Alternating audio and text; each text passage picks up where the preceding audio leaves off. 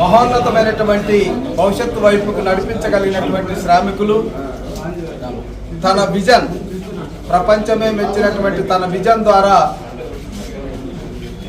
2047 నాటికి ఈ రాష్ట్రంలో పేదరికం లేనటువంటి వ్యవస్థను రూపుదిద్దాలన్నటువంటి ఒక అకుంఠిత దీక్షతో పనిచేస్తున్నటువంటి మన ప్రియతమ ముఖ్యమంత్రి నారా చంద్రబాబు నాయుడు గారి 76వ పుట్టినరోజు సందర్భంగా మనం ఈరోజు ఈ వేడుకలు జరుపుకుంటున్నాం. ఈ వేడుకలకు ఒక ప్రత్యేకత ఉంది.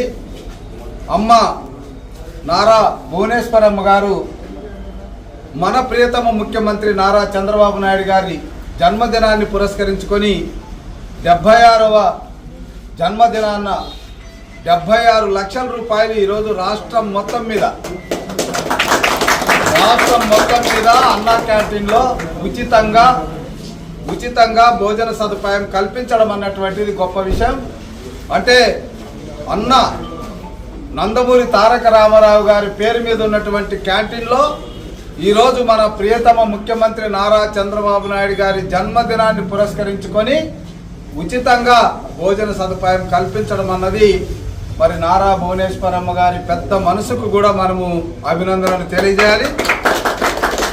అదేవిధంగా మన ప్రియతమ ముఖ్యమంత్రి వారసులు, మనందరి భావితరం నాయకులు, యువ నేత నారా లోకేష్ బాబు గారు, వారి కుటుంబ సభ్యులందరికీ కూడా ఈ సందర్భంగా మనము సంతోషకరమైనటువంటి శుభాకాంక్షలు తెలియజేస్తూ ఇంకా అనేక కార్యక్రమాలు ఉన్నాయి. ఆ కార్యక్రమాల్లో అంతా కూడా పాల్గొందాం.